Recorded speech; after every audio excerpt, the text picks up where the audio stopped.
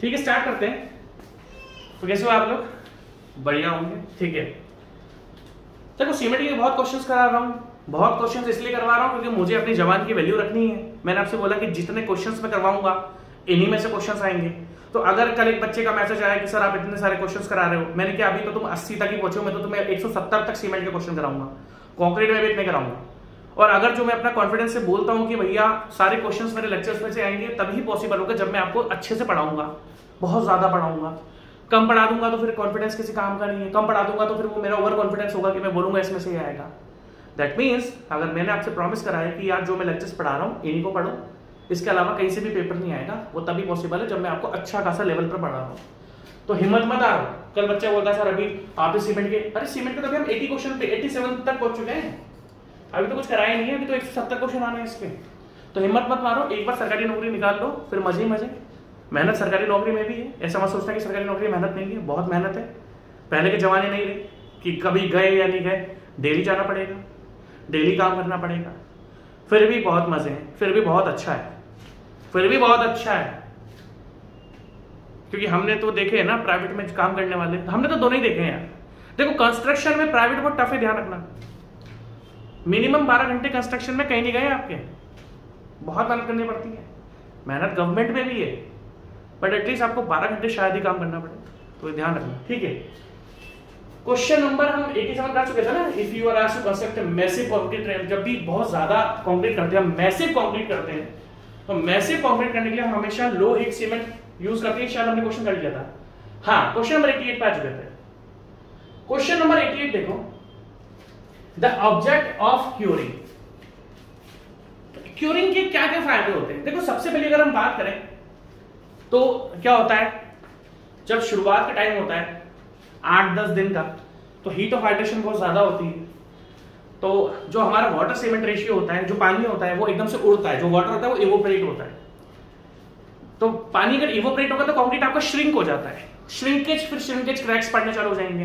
तो क्यूरिंग हम जनरली करते क्यों है? क्योंकि अगर हमें पता है कि बॉक्स कंपाउंड का फॉर्मेशन होगा, तो बॉक्स कंपाउंड अपनी स्ट्रेंथ तो देंगे, but box compound heat of hydration भी देते हैं, जिस कारण पानी का इवोपरेशन होता है। पानी का इवोपरेशन होता है तो सीमेंट के अंदर वॉइड्स बन जाएंगे, श्रिंकेज डेवलप हो जाएगा। तो हम क्या करते हैं, इस कारण क्यूरिंग करते हैं। अब इस भाई ने ऑब्जेक्ट आपसे क्या पूछा है, what are the objectives of curing. अगर ये पूछता what are the objectives of curing, objects of curing, तो हम उसके फायदे बताते हैं। बट इसने क्या पूछा, is not to. That means curing के जो ऑब्जेक्टिव होते हैं, आपसे इसने वो नहीं पूछा। क्यूरिंग के जो ऑब्जेक्टिव नहीं होते हैं, क्यूरिंग के जो आपके ऑब्जेक्टिव्स नहीं होते हैं, भाई साहब ने वो पूछा है आपसे। समझ रहे मेरी बात? क्यूरिंग के आपके क्या क्या ऑब्जेक्टिव्स होते हैं, इसने वो नहीं पूछा है। इसने क्या पूछा है, क्यूरिंग के ऑब्जेक्टिव्स क्या क्या नहीं होते हैं। तो सबसे पहली बात, prevent the loss of water bye evaporation. हाँ बिल्कुल होता है, इवोपरेशन से। पहली बात तो heat of hydration plus evaporation.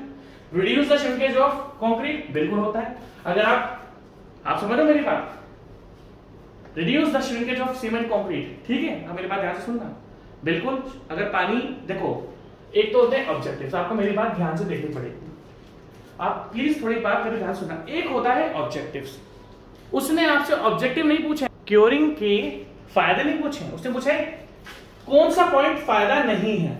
तो हमें फायदे वाले पॉइंट्स को तो हटा देना है, और जो फायदा नहीं है, इज नॉट टू, ये वर्ड ध्यान से देखना, ये वर्ड आपका पूरा क्वेश्चन चेंज कर देगा। देखो क्या क्यूरिंग, पहले तो क्यूरिंग के फायदे देखते हैं। Prevent the loss of water bye evaporation, हाँ धूप पड़ेगी तो पानी उड़ेगा, तो हम क्यूरिंग करेंगे तो हमारा पानी मेंटेन रहेगा, बिल्कुल सही बात है, ये क्यूरिंग का फायदा होता है। बट हमें फायदा नहीं देखना, हमें गलत पॉइंट देखना है। Reduce the shrinkage of cement concrete, बिल्कुल बात है, क्यूरिंग रिड्यूस कर, reduces the shrinkage of cement concrete, बिल्कुल सही बात है।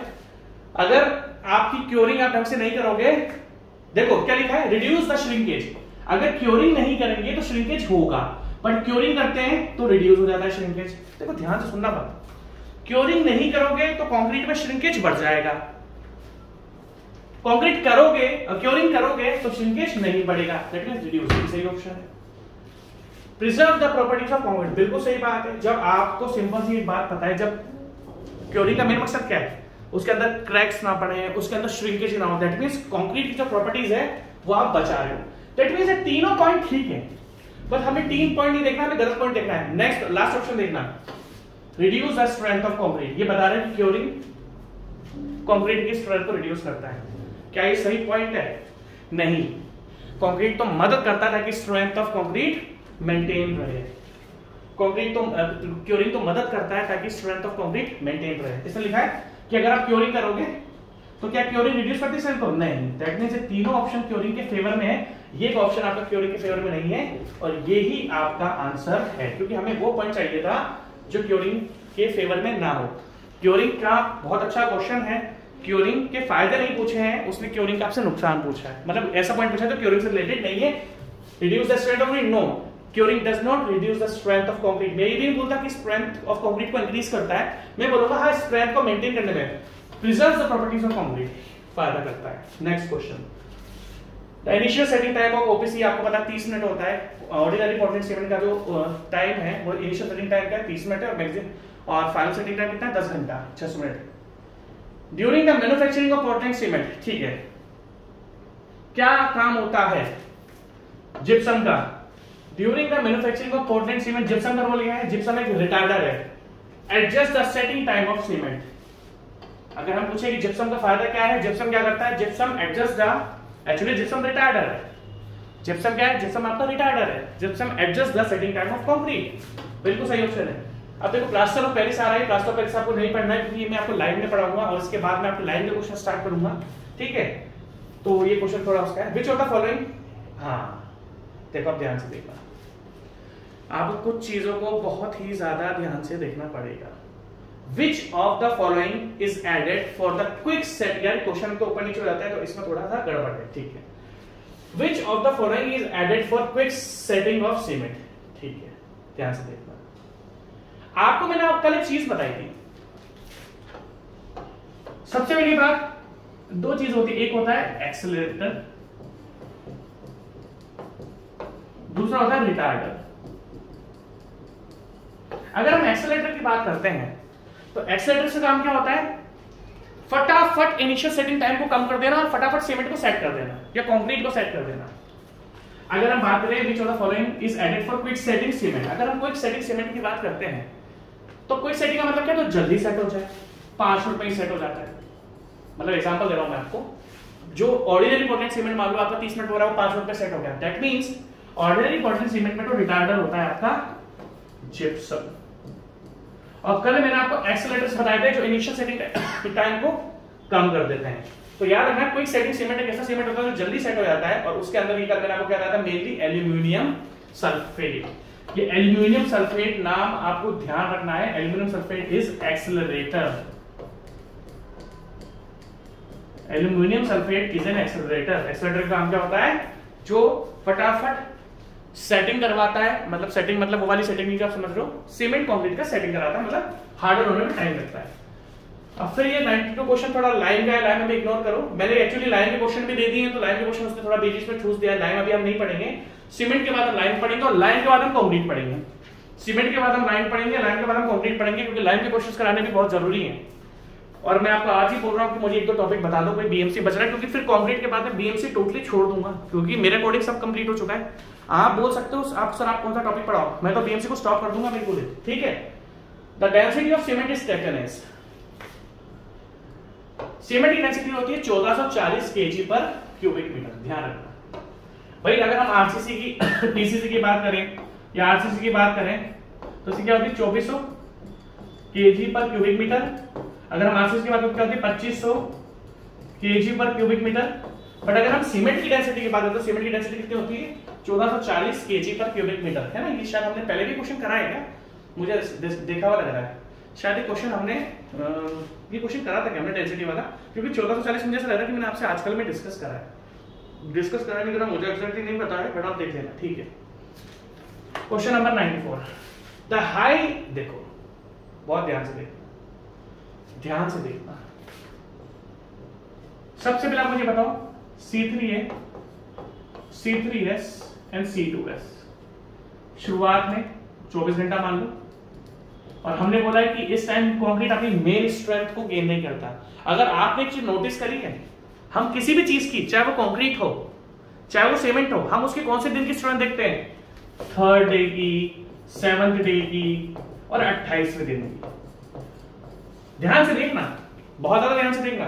C3A को हम स्ट्रेंथ, C3A का रोल क्या होता है जनरली, वो सेट करने में हेल्प करता है कि जल्दी जल्दी सीमेंट सेट हो जाए। बट अगर मैं बोलूं स्ट्रेंथ के लिए, तो स्ट्रेंथ के लिए तो ये दोनों रिस्पॉन्सिबल होते हैं, कल भी मैंने आपको पढ़ाया था।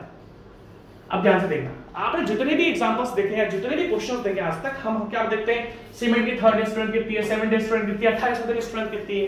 ध्यान से देखना, अगर मैं आपसे बोलूं the high early strength of rapid hardening cement, देखो इसमें क्या पूछा आपसे, आपको ध्यान रखना पड़ेगा स्ट्रेंथ।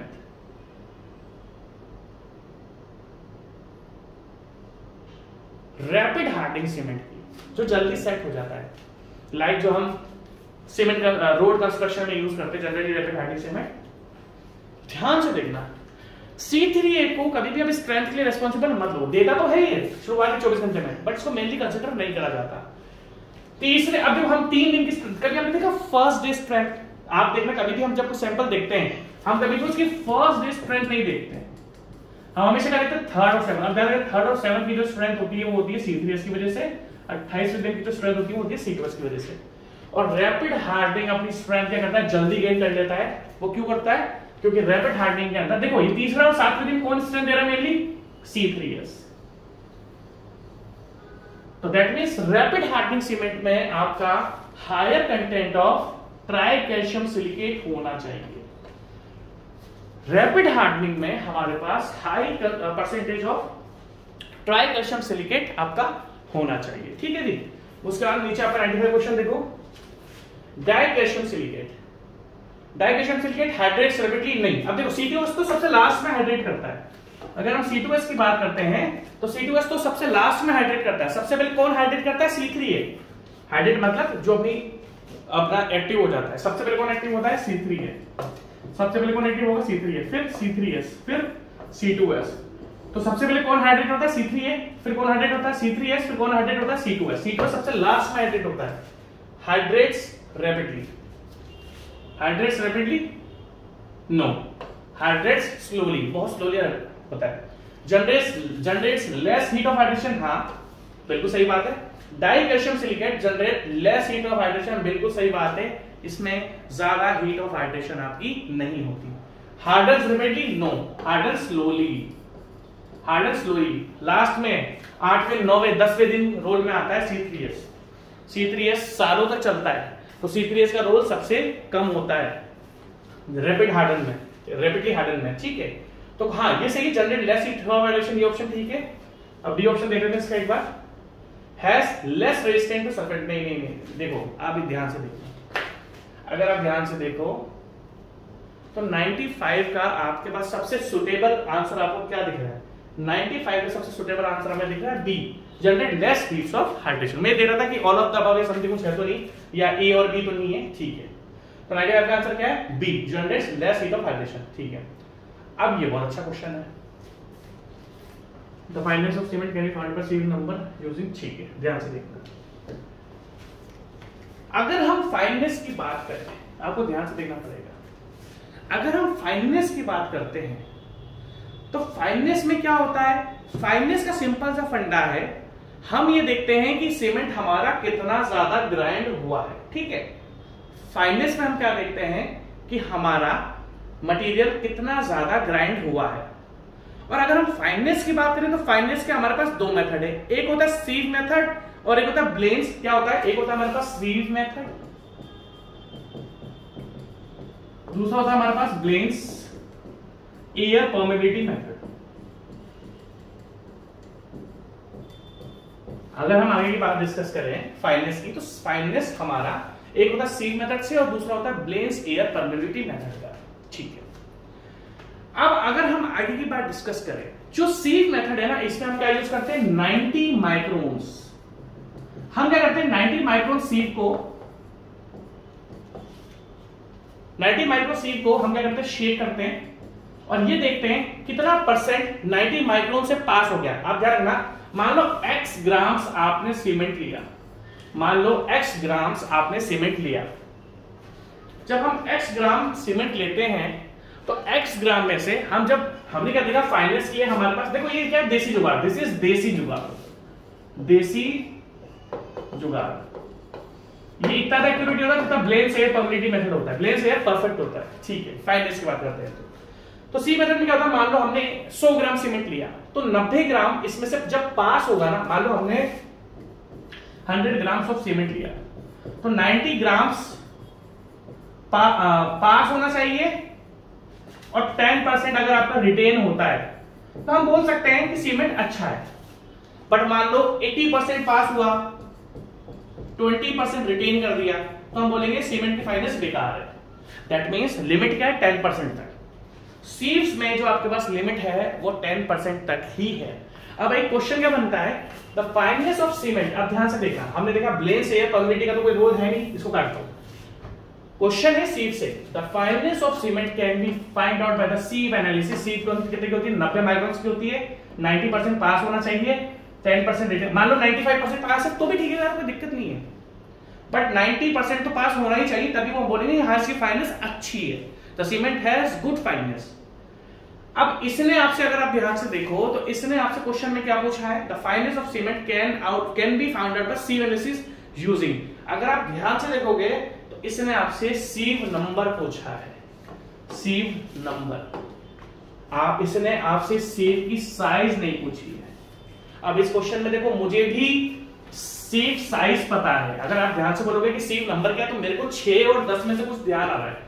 सीव नंबर 6 या सीव नंबर 10 आपकी 90 माइक्रोन्स की होती है। सीव्स में साइज के अकॉर्डिंग सीव्स नंबर, बट मैं देखो इस जगह कंफ्यूज हूं क्योंकि मुझे तो ये पता है कि 90 माइक्रोन्स की सीव्स होती है, नंबर क्या है तो मुझे भी नहीं पता, अब देखना पड़ेगा। सीव का साइज क्या है, 90 माइक्रो सीव है, ये मुझे पता है अच्छी तरीके से, बट सीव नंबर 10 या 6 तो इसमें दे ही रखा, पता नहीं मुझे क्यों ट्राई करा 6 एंड 10। तो इसको थोड़ा मेरे को डाउट है। देखो मेरा जो मेजर काम था आपको बताने का, 90 माइक्रोन सीव्स का, वो मैंने आपको बता दिया। 90 माइक्रोन सीव में से 90% पास होना चाहिए और 10% रिटर्न होना चाहिए, तो सीमेंट आपका अच्छा है, उसकी फाइनेंस अच्छी है। बट यहां पर आपका सीव नंबर पूछा है, सीव साइज भी पूछा है, तो मेरे ख्याल से 10 या 6 में से एक थी, 6 दे ही देखा तो 10 होनी चाहिए इसका आंसर, ठीक है। देख लेना क्वेश्चन आपका HW है, होमवर्क। आप ये गूगल पर ये सर्च करोगे, जो 90 माइक्रो सीव्स है उसका साइज क्या है ना। मैं तो कर लूंगा, थोड़ी मेहनत आप भी करो, ठीक है। मैंने तो आपको एग्जैक्ट आंसर बता दिया कि सीव साइज क्या होता है। Next question, as the cement set and hardens it generates heat, this is called the heat of hydration। बच्चा वाला क्वेश्चन है कि जब सीमेंट आपका सेट होता है, हार्ड होता है, उसके अंदर से हीट निकलती है और उस हीट को हम बोलते हैं हीट ऑफ हाइड्रेशन। बहुत बच्चों वाला क्वेश्चन है, बहुत ही बच्चों वाला क्वेश्चन है ये, ठीक है। नेक्स्ट क्वेश्चन लाइन का क्वेश्चन है, लाइन क्वेश्चन हम नहीं करेंगे, 98 क्वेश्चन हमारा फालतू का है, ठीक है। देखो आप देखो वापस से फाइनेंस के ऊपर ही क्वेश्चन आ गया, सेम वही question. As a cheap alternative, air Blaine's method जो होता है या ब्लेंस एयर परमिटिविटी मेथड जो होता है वो थोड़ा महंगा सौदा होता है, महंगा होता है, और सीव्स क्या होता है, सस्ता जुगाड़ होता है। तो उसने यही पूछा है आपको, अगर सस्ते जुगाड़ की बात करें तो सस्ता जुगाड़ क्या होता है, sieve analysis, sieve analysis for sounding, sieve analysis for sounding. मैं आपको गारंटी बोलता हूं, मैं आपको 100 देखो, मैं आप एक चीज देखोगे तो मैं तो हर एक यूनिट के नंबर ऑफ क्वेश्चंस देखो जी, मेरे अंदर एक ही बुराई है कि मेरी कुछ परिस्थितियों के कारण मैं इरेगुलर हो जाता हूं, मेरे को मजा नहीं आता इरेगुलर होने में। ट्रस्ट मी, मैं दोस्तों के साथ बाहर जाके घूमता फिरता नहीं हूँ या फिर कहीं घूम के नहीं आता है, ट्रस्ट मी मैं कहीं नहीं आता, मैं या तो बाहर रहता हूँ, काम करता हूँ, या फिर घर के अंदर अपना सोता हूँ। मेरी कुछ परिस्थितियां हैं ऐसी कि जिस कारण मेरे को कभी कभी टाइम नहीं मिलता। तो मेरी एक ही कमी है, पर वो मेजर कमी है कि मैं थोड़ा सा इरेगुलर होता हूँ बीच में, क्योंकि यार थोड़ा टाइम का मुश्किल आता है। बट सीरियसली बोल रहा हूँ, जितना पढ़ाया है, दिल से पढ़ाया है, इतना ज्यादा पूरे इंडिया में किसी ने भी आपको पढ़ाई नहीं होता। इतने क्वेश्चंस कोई नहीं कराता, हम क्यों कराते हैं भाई, मैं क्यों कराता हूँ, ताकि बच्चे को कुछ भी इधर उधर भटकने की जरूरत नहीं है, जो पढ़ रहा है उसी में से क्वेश्चन आएगा। और मैं तो बोलता हूँ खुला, अगर नहीं आया इसमें से क्वेश्चन खुला डिलीट कर दूंगा लेक्चर्स, इतनी मेहनत की कोई फायदा नहीं ना फिर। बट आ गया इसमें से, क्योंकि आपको पता है अगर मैं सीमेंट के 170 क्वेश्चन करा रहा हूँ, लोग बीएमसी के 170 क्वेश्चन कराते हैं, मैंने सीमेंट के आपको 170 क्वेश्चन कराए है ना, तो आपका क्वेश्चन कहीं भी नहीं आएगा। एज अ चीप ऑल्टरनेटिव, ध्यान से देखना, as a cheap alternative the fineness of cement is tested by using 90 microsieves, 90 microsieves where at least 90% by weight should pass। देखो मैंने क्या बोला आपसे, कम से कम 90% तो पास होना ही चाहिए। अगर हम फाइनेंस की बात करते हैं, फाइनेंस में अगर सीव एनालिसिस की बात करते हैं, तो सील एनालिसिस क्या होता है आपका 90 माइक्रोन्स, ये माइक्रोन थोड़ा यू की शेप में, 90 microns sieve as a cheap alternative. The fineness of cement is tested by using 90 microsieves, और उसमें 90% तो पास होना ही चाहिए, और 90% पास होगा तो 10% रिटेन होता है, तो that means cement has good fineness.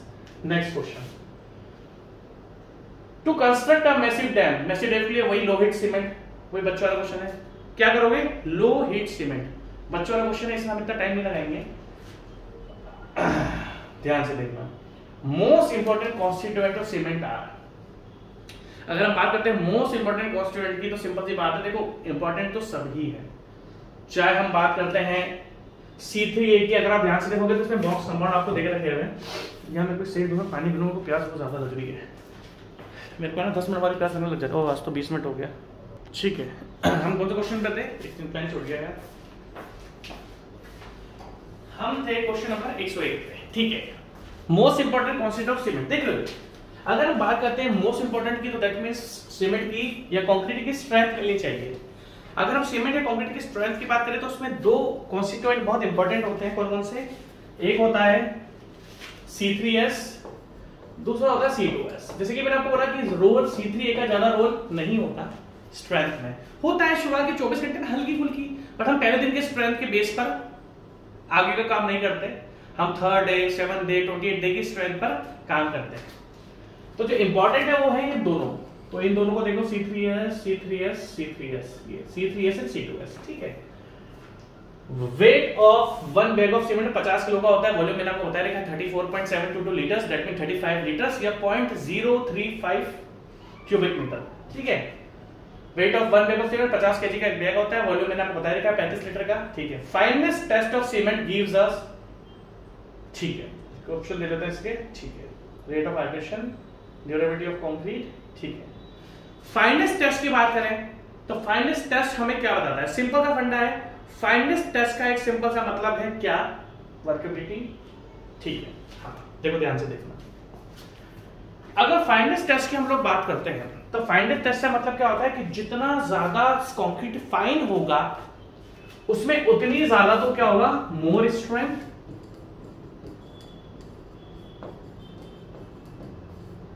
मतलब जल्दी स्ट्रेंथ आ जाएगी। आपको ध्यान रखना है कि जितना ज्यादा सीमेंट फाइन होगा उसकी स्ट्रेंथ जल्दी गेन होगी, मोर strength in less time, in less time. दूसरा उसमें हीट ऑफ हाइड्रेशन बहुत होता है, उसमें हीट ऑफ हाइड्रेशन आपका बहुत होता है, एक तो होता है मोर स्ट्रेंथ, दूसरा होता है आपका हीट ऑफ हाइड्रेशन, उसके अंदर बहुत ज्यादा होता है। अब इन दोनों में से हम देख लेते हैं कि फाइननेस का फायदा, अगर आप देख सकते हो तो अगर हम बात करते हैं, देखो इसमें fineness test of cement gives an estimate of, देखो इसमें दो ऑप्शंस बहुत जबरदस्त है, वर्केबिलिटी ऑफ कंक्रीट छोड़ो, वर्केबिलिटी ऑफ कंक्रीट तो वाटर सीमेंट रेशियो पे डिपेंड होती है, हीट ऑफ हाइड्रेशन आप ध्यान से देखना, दूसरा rate of hydration. Rate of hydration क्या होती है, देखो कभी भी अगर रेट की बात होती है तो आता है कितने समय पर क्या वैल्यू होगी, हमें इतना श्योर पता है कि जितनी ज्यादा फाइनेस कर दोगे स्ट्रेंथ जल्दी मिलेगी, बट उसमें हीट ऑफ हाइड्रेशन बहुत ज्यादा होती है। तो फाइनली आपके पास दो ऑप्शन है, एक है आपके पास हीट ऑफ हाइड्रेशन, दूसरा आपके पास है रेट ऑफ हाइड्रेशन, इसमें कंफ्यूज मत होना, आंसर इसका आएगा rate of hydration. Rate of hydration क्या होता है, जितना ज्यादा फाइन करोगे उसके अकॉर्डिंग हीट ऑफ हाइड्रेशन। अब ध्यान से देखना, रेट वर्ड का मतलब क्या होता है, मान लो लेस फाइन है तो less heat of hydration, more fine है तो मोर हीट ऑफ हाइड्रेशन। तो देखो डिपेंड कर रहा है ना, कम के बाद कम कम चेंज हो रहा है, दैट मींस एक वैल्यू चेंज हो रही है तो दूसरी वैल्यू चेंज हो रही है, इसको बोलते हैं रेट। तो ध्यान रखना आपका सही आंसर क्या आएगा, रेट ऑफ हाइड्रेशन। डिपेंड करता है जितना ज्यादा सीमेंट फाइन होगा उसके अकॉर्डिंग आपका हीट ऑफ हाइड्रेशन होगा, चेंज होगा बार बार, इसको बोलते हैं रेट ऑफ हाइड्रेशन। बहुत अच्छा क्वेश्चन है, ठीक है। The soundness test, soundness test किससे करते हैं आपको 100 बार बता दिया मैंने, क्या वाइट साउंडनेस है ना, Le Chatelier apparatus। The soundness test of cement, देखो इनिशियल सेटिंग टाइम तो या फिर कंसिस्टेंसी वाइट apparatus से होता है, पर साउंडनेस टेस्ट हमने बहुत बार पढ़ लिया, किससे करते हैं हम, ली चैटलियर apparatus से। छोटे छोटे क्वेश्चंस है, बार बार रिपीट होते हैं, कोई दिक्कत नहीं है, हमें याद होता है, ठीक है भाई, इजी क्वेश्चन है। साउंडनेस है ना ऑब्वियसली आपका ली चैटलियर apparatus, ठीक है। नेक्स्ट बहुत जबरदस्त क्वेश्चन है ये, बहुत जबरदस्त क्वेश्चन है, ध्यान से इस क्वेश्चन को लगाओ 10 स्टार। देखो अकॉर्डिंग टू आईएस कोड एक होता है, देखो सबसे पहली बात अगर हम आपसे बात करते हैं वेदर की, ध्यान से देखना, अगर मैं आपसे बात करता हूं वेदर की, कौन कौन से वेदर होते हैं, ध्यान से देखना, माइल्ड, मॉडरेट, इसको लिख लेना आप, severe, very severe and extreme, extreme extreme. आपको ये सारे टाइप के वेदर ध्यान रखने हैं, ध्यान से देखना, मैं आपको बता रहा हूं ये बहुत इंपॉर्टेंट है। अगर हम वेदर की बात करते हैं तो इसमें 4 टाइप के वेदर, 5 टाइप के वेदर है, mild, moderate, severe, very severe and extreme. Mild, अगर मैं पूछूं माइल्ड वेदर का मतलब क्या होता है, माइल्ड वेदर का मतलब क्या, सिंपल सा ऐसा वेदर है आपके पास जिसमें आपका सीमेंट या कंक्रीट का वेदर कुछ नहीं बिगाड़ पा रहा।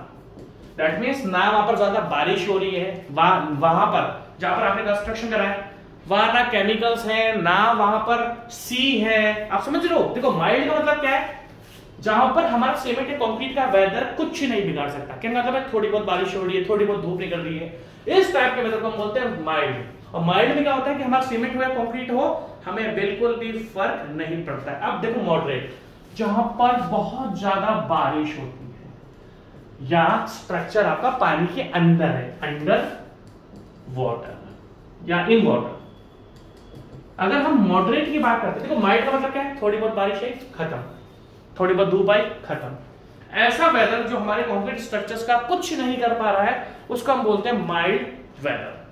मॉडरेट में क्या है, लगातार बारिश हो रही है या स्ट्रक्चर आपका पानी के कांटेक्ट में है, या स्ट्रक्चर आपका पानी के कांटेक्ट में है। अब ध्यान से देखना, अगर हम सीवियर की बात करते हैं तो इसमें क्या होता है, ऑल्टरनेट, बार बार बारिश आ रही है, ऑल्टरनेट वेट, वेटिंग, बार बार बारिश आ रही है फिर सूख रहा है, फिर बारिश आ रही है फिर सूख रहा है, बारिश आ रही है सूख रहा है, बारिश आ रही है सूख रहा है, ऑल्टरनेट वेटिंग एंड ड्राइंग, मतलब सूख रहा है।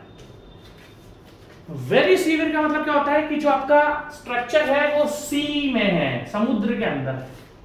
एक्चुअली सीवियर भी सी के अंदर आता है, बट सी इसमें ज्यादा मेजर नहीं होता।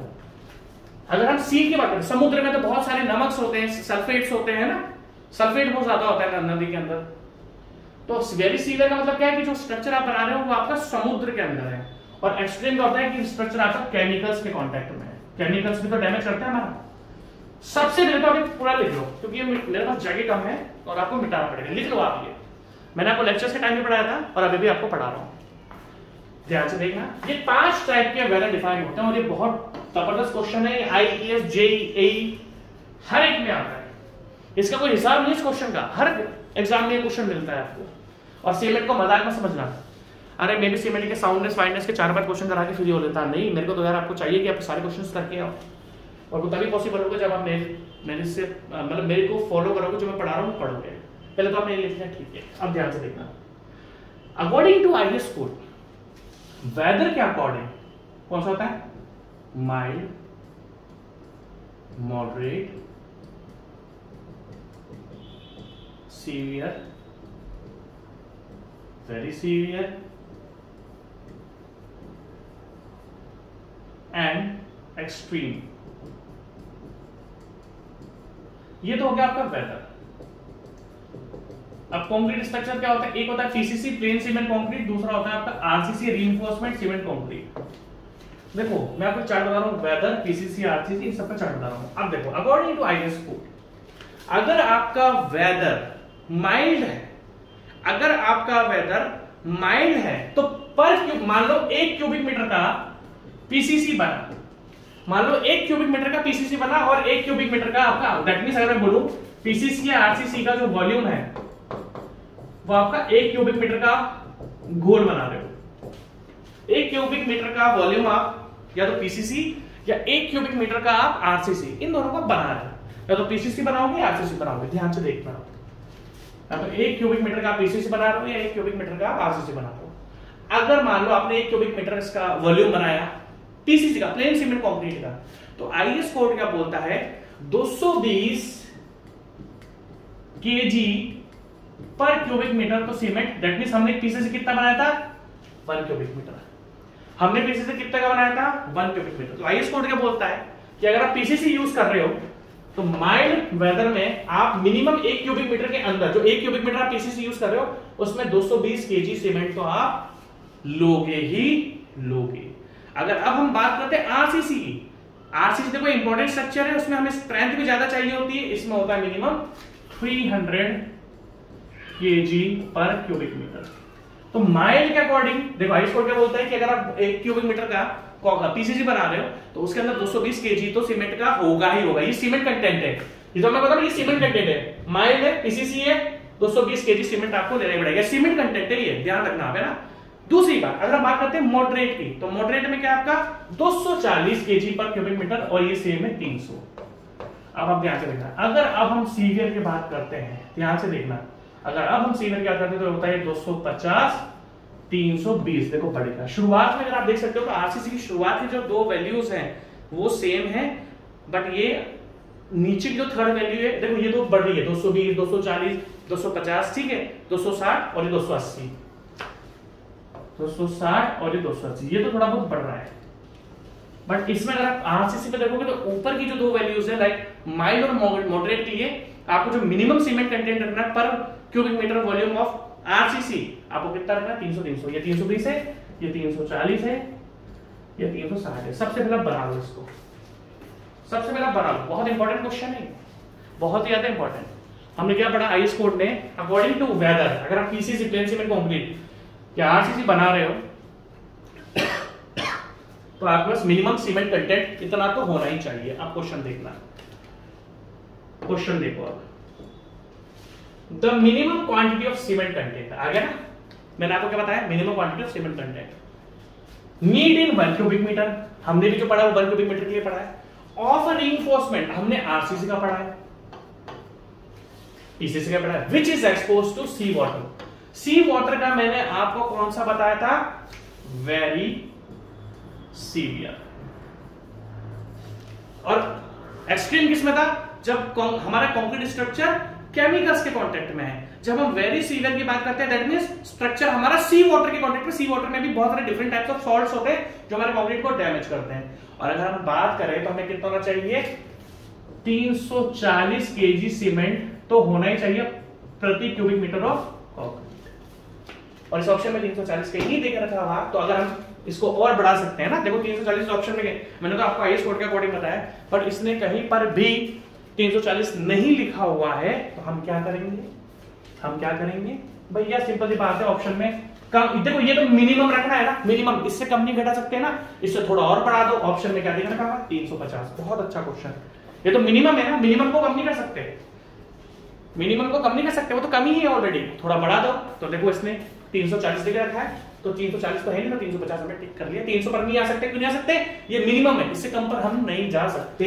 और मैं बोलता हूं सरकारी एग्जाम निकालने के लिए ऐसे क्वेश्चंस पर बहुत ध्यान रखना पड़ता है भाई साहब।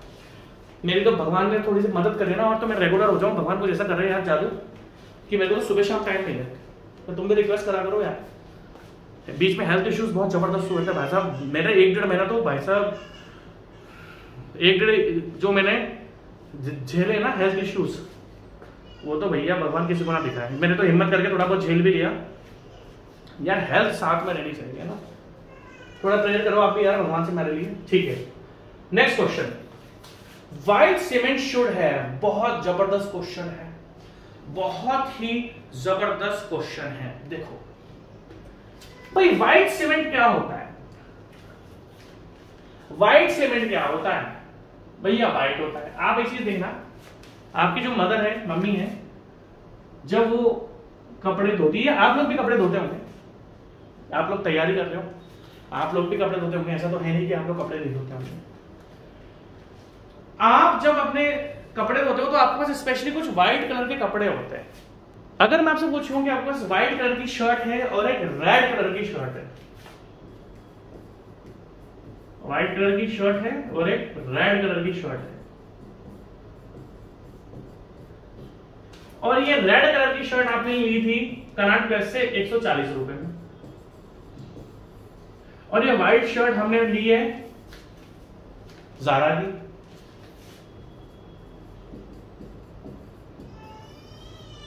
ठीक है, व्हाइट शर्ट आपने ली है ज़ारा की। इसका प्रोनाउंसिएशन पता है ज़ारा नहीं होगा, ज़ारा या कुछ अलग प्रोनाउंसिएशन है, ज़ारा प्रोनाउंसिएशन नहीं है इसका, इसका प्रोनाउंसिएशन कुछ अलग होगा, ज़ारा ज़ारा करके कुछ अलग है इसका, है ना। अगर हम बात करें कि भाई हमने कर्नाटक प्रेस से 140 रुपए की एक शर्ट ली रेड कलर की, और एक मेरे पास ज़ारा की शर्ट है व्हाइट कलर की, तो इस दुनिया का कोई भी ऐसा इंसान नहीं होगा जो इन दोनों को एक साथ धोएगा, क्योंकि आपको पता है 140 रुपए वाली शर्ट का कलर निकल जाएगा, और मेरी जो ज़ारा की शर्ट है, ज़ारा इसका कुछ अलग प्रोनाउंसिएशन है यार, है ना, वो कल एक सेकंड टाइम दे, आपको डिस्टर्ब है ज़्यादा वजह से, ठीक है भाई, कहां पर गए हम, थोड़ा डिस्टर्बेंस आ रहा था, ठीक है।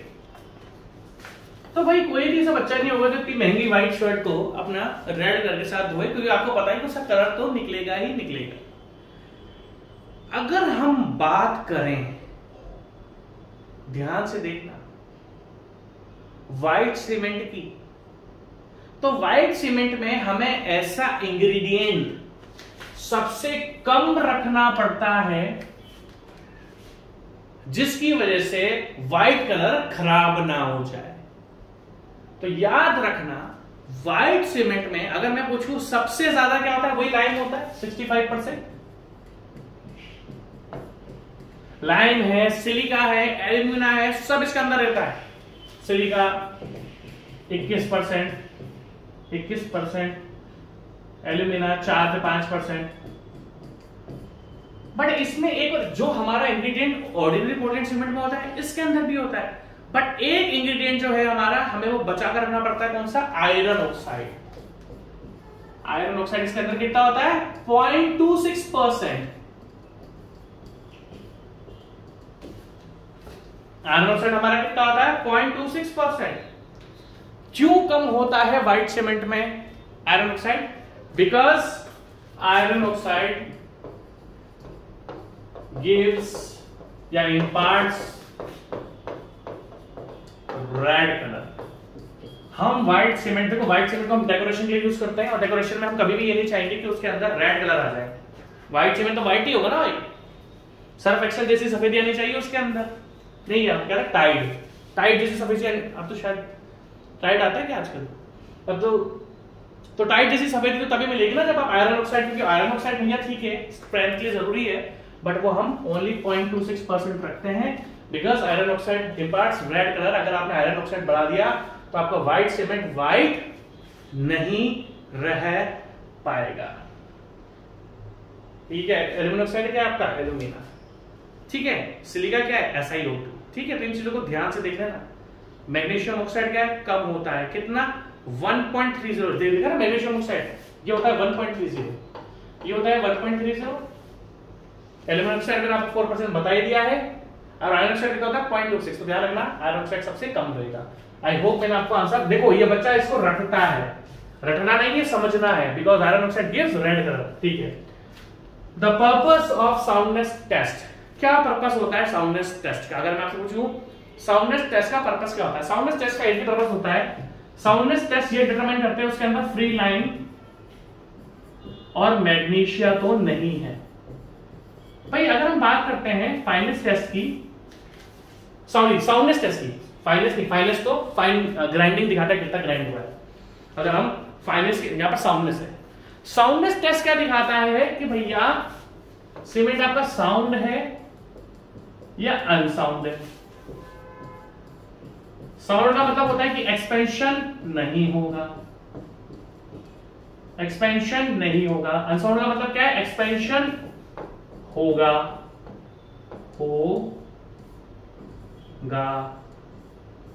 होगा ऐसे लिखते हैं क्या?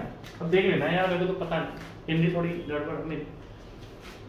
और एक्सपेंशन क्यों होगा? अगर सीमेंट के अंदर free lime and magnesium present है तो सीमेंट के अंदर 100% एक्सपेंशन होगा। The purpose of soundness test of cement is to determine whether free lime उसके अंदर है या नहीं है। To determine the presence of free lime, बिल्कुल सही आंसर है। मैग्नीशियम भी देख लेते हैं, अगर मैग्नीशियम लिखा होगा तो आंसर इसका 1 है, देखो नहीं है, तो फ्री लाइम और मैग्नीशियम को डिटरमाइन करने का हमारा काम होता है। द डेवलपमेंट ऑफ स्ट्रेंथ, देखो जी इस क्वेश्चन को आप खुद ही बता सकते हो। क्या स्ट्रेंथ और कौन सी स्ट्रेंथ? Early strength. क्या स्ट्रेंथ और फाइननेस एक दूसरे से रिलेटेड है? क्या स्ट्रेंथ और फाइननेस एक दूसरे से रिलेटेड है? आप बोलोगे सर 100% है।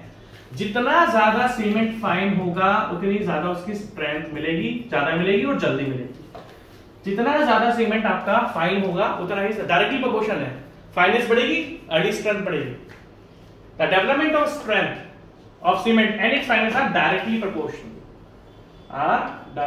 प्रोपोर्शनल। अच्छे क्वेश्चन है, इजी क्वेश्चन है, ठीक है यार, है ना, बढ़िया क्वेश्चन है। नेक्स्ट क्वेश्चन बहुत अच्छा क्वेश्चन है भाई साहब, ध्यान से देखना, बहुत ही जबरदस्त क्वेश्चन है क्योंकि ये क्वेश्चन अभी तक हमारे पास आया नहीं है। देखो जी, सेटिंग ऑफ सीमेंट क्या होता है? जब सीमेंट हार्ड होना स्टार्ट करता है। एक्चुअली दो टाइप की सेटिंग आपको मिलेगी। सेटिंग वर्ड तो आप बहुत अच्छी तरीके से जानते हो, बट हमें सेटिंग वर्ड सीमेंट के लिए पढ़ना है। हमें सेटिंग वर्ड को किसी और डायरेक्शन में लेकर नहीं जाना है जब तक हम सरकारी इंजीनियर नहीं बनेंगे। मैं आपको खुद बोलता हूँ, सरकारी इंजीनियर बनो यार, इज्जत मिलती है यार, क्या बुराई है। चाहे जेई बनो, कुछ भी बनो। मैं तो बोलता हूँ कि अकाउंटेंट बनो सरकारी। जैसे क्या बोलूँ, छोटा बाबू क्या बोलते हैं मेरे को, junior accountant, senior accountant, accountant बनो यार, कोई दिक्कत नहीं है, बनो सरकारी भाई साहब, बहुत इज्जत मिलती है। देखो बनने में हम IAS भी बन सकते हो, उसकी भी इज्जत है, बट जो हमारा अकाउंटेंट है उसकी भी बहुत इज्जत है।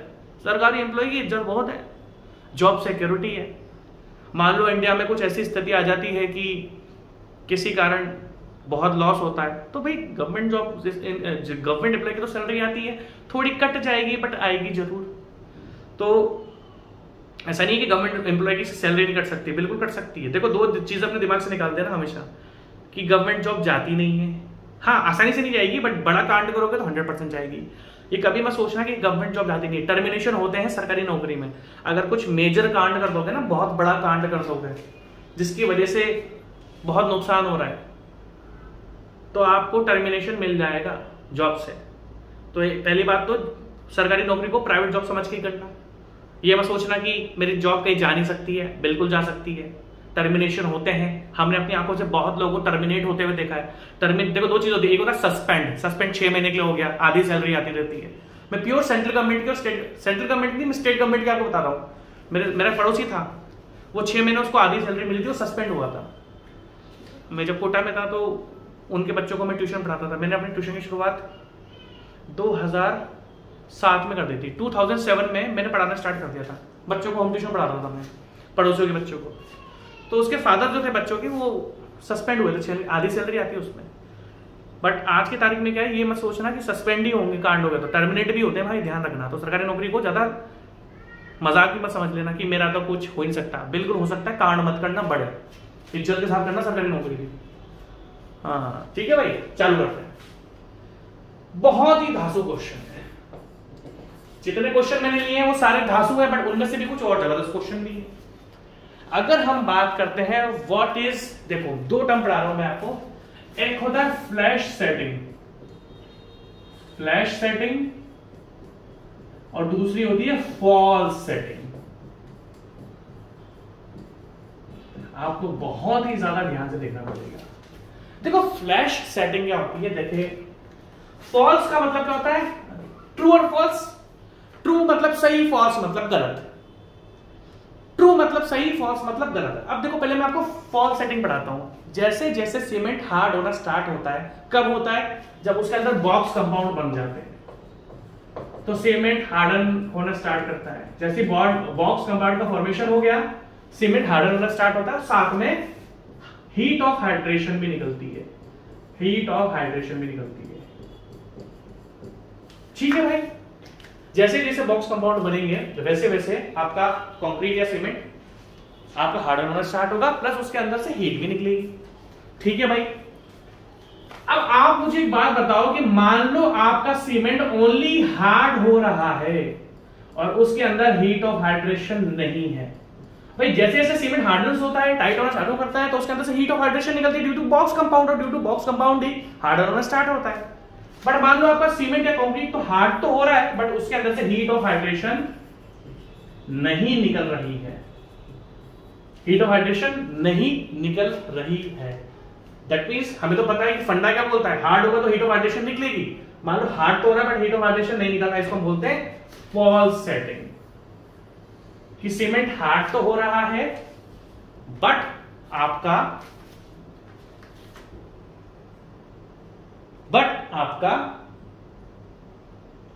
हीट ऑफ हाइड्रेशन नहीं निकल रहा। अब ये क्यों होता है? जिप्सम कब ऐड होता है? जिप्सम एक रिटार्डर होता है ना। जिप्सम कब ऐड होता है? अगर हम पूछें जिप्सम आपका कब ऐड होगा, तो आप बोलते हो जब ग्राइंडिंग प्रोसेस होता है ना, ग्राइंडिंग के टाइम सर हम जिप्सम को ऐड कर देते हैं ना, ग्राइंडिंग वाला जो प्रोसीजर है उसमें। भाई देखो आपने एक चीज नोटिस करी होगी, लाइक लाइम, सिलिका, एल्यूमिना, सबको हम गरम भट्टी पे 1440 डिग्री सेंटीग्रेड में गर्म करते हैं, बट उस टाइम हम जिप्सम को यूज नहीं करते। अगर आपको ध्यान होगा तो जिप्सम तो हम आखिरी में जाकर यूज करते हैं। तो होता क्या है, मेरी बात सुनना, मान लो आपने जो गरम कॉन्स्टिट्यूएंट्स हैं, भट्टी के बाद आपने जिप्सम ऐड कर दिया, तो जिप्सम हो जाता है डिहाइड्रेट। फॉल सेटिंग कब होती है? कि जो आपने क्लिंकर्स बोलते हैं ना उनको, जो क्लिंकर्स बने हैं 10-10 सेंटीमीटर के, जो जब सारे कॉन्स्टिट्यूएंट एक दूसरे के अंदर फ्यूज हो जाते हैं तो बड़े से डेले से बनते हैं 10-10 सेंटीमीटर के, जो क्लिंकर्स आपके बने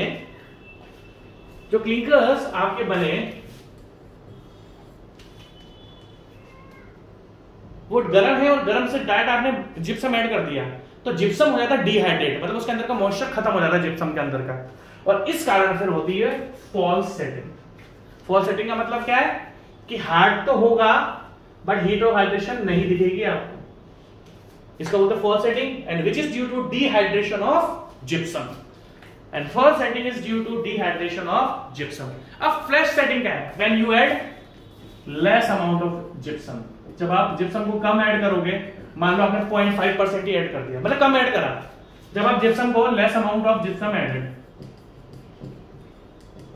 जब आप कम अमाउंट ऐड करोगे तो क्या होगा, जो इनिशियल सेटिंग टाइम 30 मिनट आपके पास है वो 30 मिनट में ना हो के 20 मिनट में हो जाएगा, इसको बोलते हैं फ्लैश सेटिंग। तो आपको ध्यान रखना है, फॉल्स सेटिंग एक अलग चीज है, फ्लैश सेटिंग एक अलग चीज है। फ्लैश सेटिंग में क्या होता है, हार्ड होता है बट हीट ऑफ हाइड्रेशन नहीं मिलती है, और ये क्यों होती है? क्योंकि जिप्सम आपका बड़े गरम क्लिंकर्स के साथ ऐड कर देते हो तो जिप्सम डिहाइड्रेट हो जाता है, जिस कारण जिप्सम अपनी प्रॉपर्टीज को चेंज कर लेता है और इस कारण हीट ऑफ हाइड्रेशन नहीं मिलता है। और फॉर फ्लैश सेटिंग क्या होता है कि आप जब जिप्सम ही कम अमाउंट में ऐड करोगे तो जो 30 मिनट का इनिशियल सेटिंग टाइम था वो कम हो जाएगा, 20 मिनट हो जाएगा, 15 मिनट हो जाएगा, क्योंकि आपने सफिशिएंट अमाउंट ऑफ जिप्सम को ऐड नहीं करा है। लिख लो इसको, तो लिख लो less amount of gypsum added, लिख लो यार पूरा क्वेश्चन के नीचे। फायदे में रहोगे अरे लिखोगे तो। नेक्स्ट क्वेश्चन, यही क्वेश्चन ठीक है। अब देखो, flash set of ordinary Portland cement is, flash set क्या होता है? प्रीमैच्योर हार्डनिंग, बिल्कुल सही बात, अब ध्यान से देखना। फ्लैश सेट क्या होता है? Premature hardening due to less amount of gypsum added. Surface hardening only? No.